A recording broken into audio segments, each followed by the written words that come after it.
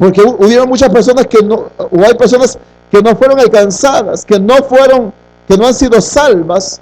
Entonces, no podría ser la opción número uno. Jesús no murió por el mundo completo, porque si así hubiera sido, entonces, vuelvo y lo repito, todos seríamos salvos, todos fueran salvos. ¿Para qué predicar de una condenación si ya Jesús murió por todos? Amén, hermanos. Número 2, dice que Él no murió para salvar a nadie en particular. En otras palabras, el Señor, en lo que explica la segunda teoría, de que Jesús murió por aquellos que tenían fe. O sea, pone la salvación, como lo expliqué al principio, en dos términos, en que Jesús murió, pero que también el hombre tiene que poner de su parte para ser salvo. Ahí hay un problema también. A eso se le conoce como arminianismo. Es uno de los puntos del arminianismo también.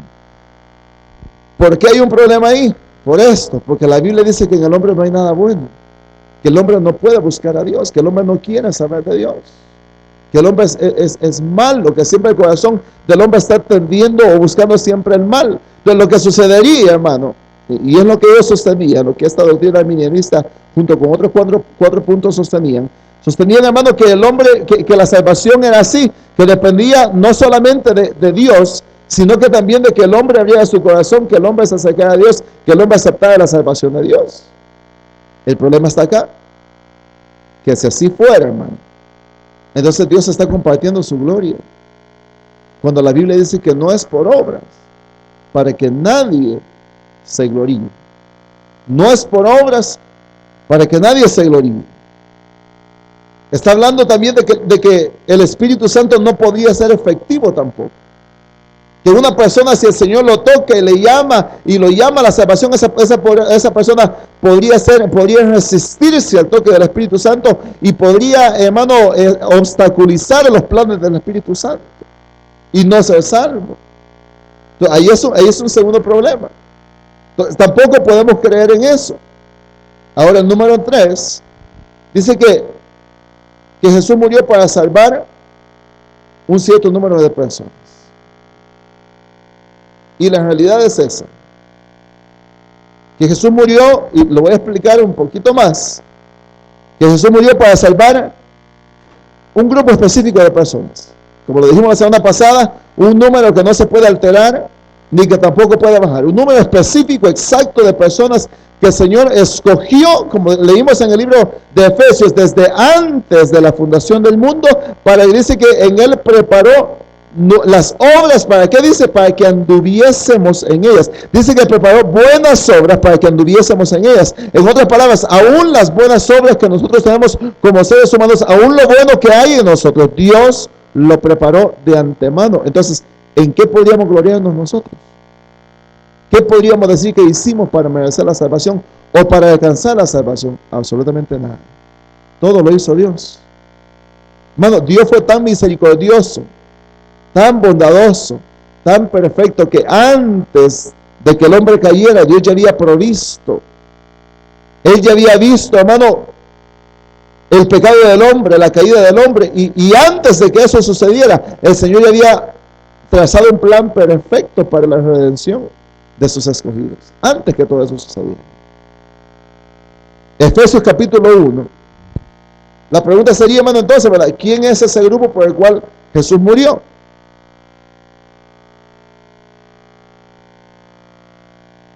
Efesios capítulo 1, versículo 4.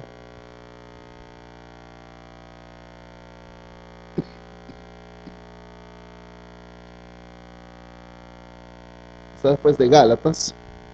Efesios capítulo 1,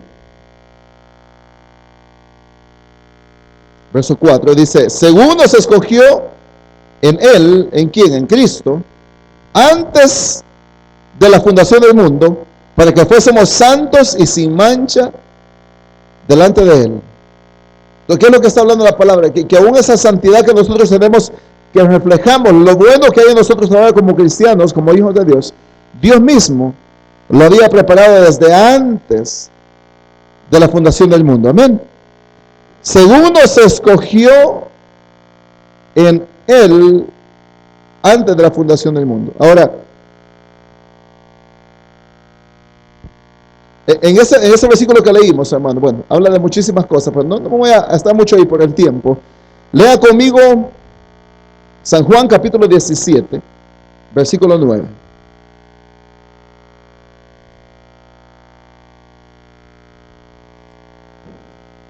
Sí, vamos a leer muchos versículos, por lo que no leemos en la casa. Juan capítulo 17, versículo 9.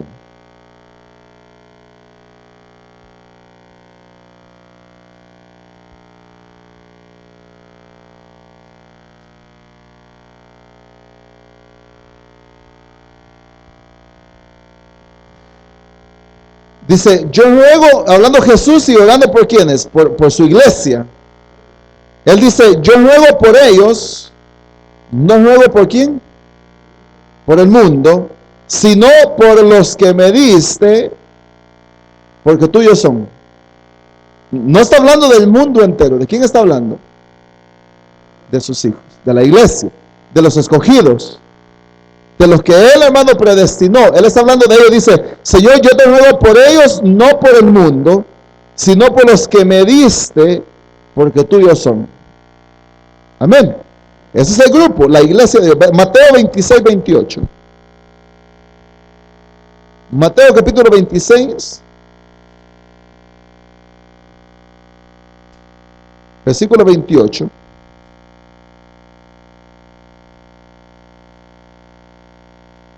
Dice la palabra, porque esto es mi sangre del nuevo pacto, que por muchos es derramada para remisión de los pecados. ¿La sangre de Jesucristo fue derramada para todo el mundo? No. Ahí dice, para muchos. No está mencionando al mundo entero. Está hablando que el sacrificio del Señor fue por su iglesia, por ese grupo de personas. Mateo capítulo 1, versículo 21.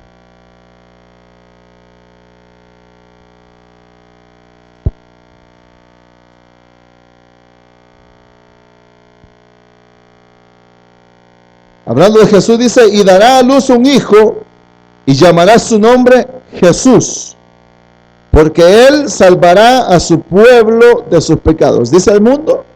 No, dice a su pueblo. Ahora, ¿a quién se refería la palabra cuando habla acerca de su pueblo?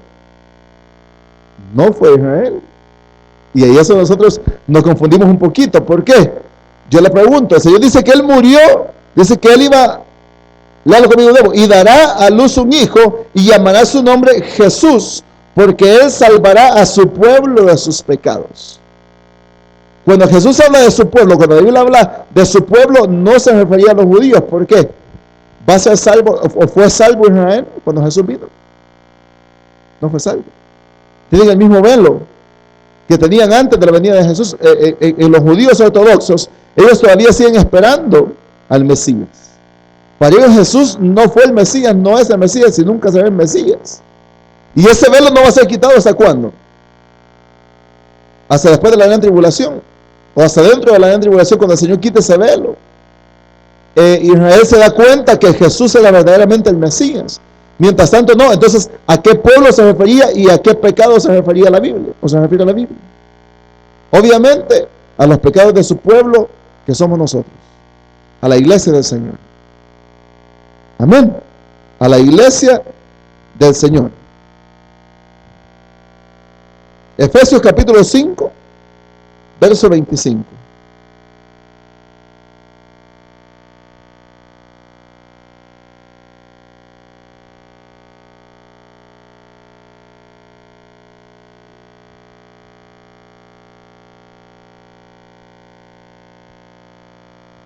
(5:25) dice,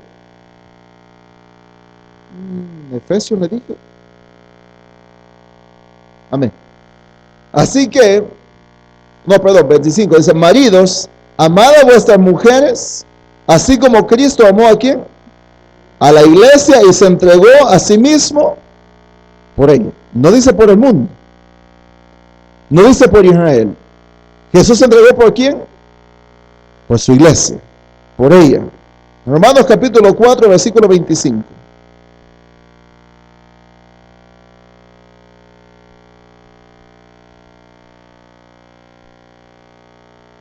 el cual fue entregado por nuestras transgresiones y resucitado para nuestra justificación. ¿Quién está hablando ahí?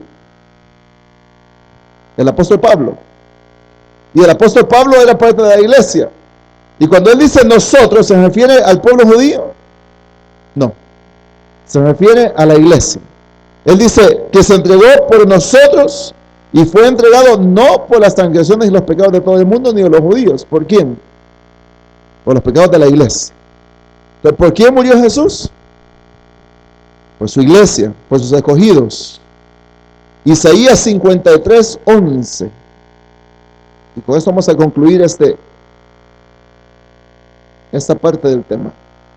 Isaías 53:11.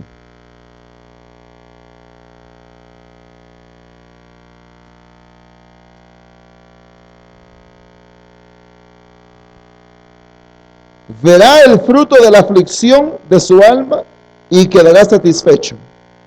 Por su conocimiento justificará mi siervo justo a muchos y llevará las iniquidades de ellos. Entonces la pregunta está aquí, hermano. ¿Vamos a ser salvos todos? ¿Va a ser salvo todo el mundo? Por supuesto que no. Por supuesto que no. Hay corazones, como lo hemos explicado antes, que no, simplemente nunca se arrepentirán de sus pecados.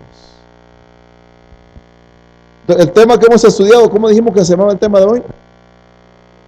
La expiación limitada. Cuando Jesús viene y muere, Él no muere por aquellos que si iban a querer o no, a ver si el que quiera pues va a ser salvo y el que no quiera no. Jesús no vino a morir para decir voy a morir por los pecados de todo el mundo tampoco. Él vino a morir, hermano, por su iglesia, por cada uno de nosotros. Él vino a morir por aquellos que Él mismo había ya predestinado para salvación. El Señor le dijo, hermano, Jesús se lo dijo al Padre muy claramente. Él dijo, Señor, de los que me diste, ninguno se perdió, sino el hijo de perdición.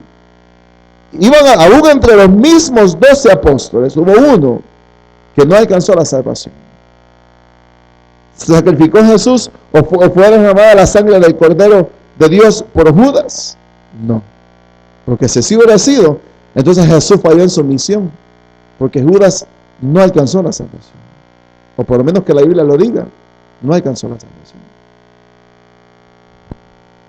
Eso, hermano, debemos de comprenderlo. Entonces, si Dios es el mismo, hermano, que trazó el plan, Él no solamente nos muestra la posición de depravación total que tenemos como hombres, sino que también, hermano, Él vino y hizo una elección incondicional. Él dijo cuántas personas y de qué manera van a ser salvas, como también Él vino y murió no por todo el mundo, sino por los mismos que Él ya había escogido.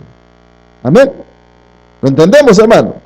Vale, ahora, yo no quiero dejar dudas tampoco en esta noche, y voy a dar 2 puntos antes que terminemos y que demos tiempo para las preguntas. Hay, por ejemplo, versículos que usted va a leer en la palabra de Dios que dicen, por poner un ejemplo, San Juan capítulo 3, verso 16, todos lo conocemos. De tal manera amó Dios que al mundo, que dio su Hijo unigénito para que todo aquel que en Él crea no se pierda, mas tenga vida eterna. Entonces, cuando la Biblia dice que Dios amó al mundo, ¿a quién se refiere? Porque si estamos diciendo que Jesús murió por sus escogidos y no por todo el mundo, entonces, ¿por qué la Biblia dice que Dios amó al mundo? Y la respuesta es muy fácil. Cuando usted lea la palabra mundos o incluso la palabra como nosotros conocemos como todos, no significa, hermano, que el Señor se refiere a cada uno de los seres humanos. Cuando la Biblia habla de mundo, acuérdense que en el caso de los judíos, para ellos eran el pueblo escogido por Dios. Y no había salvación sino solamente para los judíos. En muchas porciones de la Biblia usted va a encontrar esa palabra mundo para referirse a los judíos y a los gentiles en general. Cuando la Biblia habla de mundo, está hablando de que el Señor iba a venir, iba a escoger, o iba a salvar, a los que Él había escogido, tanto judíos como gentiles. La Biblia dice que Él hizo de 2 naciones, ¿cuántas? Una sola. Y cuando el Señor dice que Él amó al mundo, Él está hablando y refiriéndose ¿a quiénes?